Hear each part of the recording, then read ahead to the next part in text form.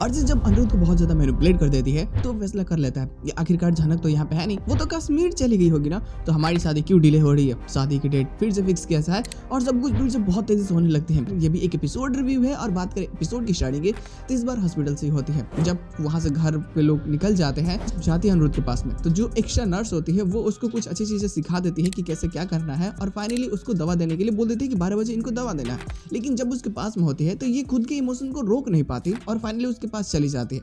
जब जाती है उसको होश भी आ चुका होता है, तो वो जब उससे पूछती है कि आखिर कैसे हुए सब, तो बोलता है कि एक्सीडेंट और शायद क्रैश, बाइक क्रैश हो गया था जिसका ये सब हो गया। तो ये बोलते हैं कि तुम तेज गाड़ी चला रहे थे ना, वो बोलता है कि नहीं, मुझे किसी ने धोखा दिया है, मैं उससे नफरत करता हूँ। ये बार बार पूछना चाहती है कि आखिर वो तुम्हारी क्या लगती है, तुम क्या उससे प्यार करते हो। तो बोलता है नहीं, मैं उसे प्यार नहीं करता बल्कि मैं उससे सबसे ज्यादा नफरत करता हूँ। अगर वो मेरे सामने आएगी मैं उसे बर्बाद कर दूंगा। अब इस चीज को सुनने के बाद में उसे बहुत बुरा लगता है और वो समझ जाती है कि अब कैसे भी करके उनके दिल से जो नफरत है मेरे लिए, वो नफरत को निकालना होगा। लेकिन वहीं घर पे जब जाते हैं लोग सभी लोग, तो घर पे जाने के बाद में अलग ही तमाशा क्रिएट हो जाती है। हप्पू को लेकर के, उसकी मॉम को लेकर के।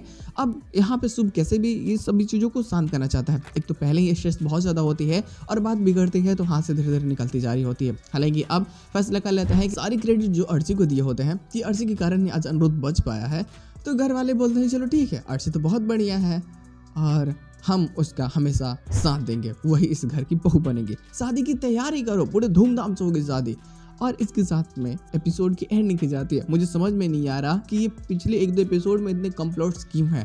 कहीं ना कहीं ये थोड़े से स्टोरी लाइन पे बहुत बड़ी इसका इम्पैक्ट पड़ेगा यार। पोस्टेशन बहुत अजीब होता है लेकिन मजेदार भी, क्योंकि अब जैसे अर्ची यहाँ पे पहुंचती है तो वो अनिरुद्ध के मन में कुछ ऐसी बातें डाल देती है कि अगर और डिले हुआ तो शायद कुछ भी हो सकता है, तो क्यों ना जो शादी की डेट है, बताओ अनिरुद्ध, क्या हम लोग उसको थोड़े बढ़ा दे या फिर। तो बोलते नहीं शादी अभी होगी। अब इसके मन में तो ये चल रहा होता है ना कि भाई अर्ची ने मुझे बचाया है, अर्ची ने ही खून दिया है, ये सारी चीजें, क्योंकि अर्ची ने खुद की तारीफ बहुत ज्यादा की होती है उसके सामने कि मेरे कारण आज तुम बचे हुए हो। और बिपाशा तो कोई कसर ही नहीं छोड़ती उसकी बड़ाई करने में। तो अनिरुद्ध बोलता है कि नहीं, शादी होगी, शादी की तैयारी कैसे है, जैसे ठीक हो जाऊंगा शादी हो जाएगी। और अनाउंसमेंट हो जाती है।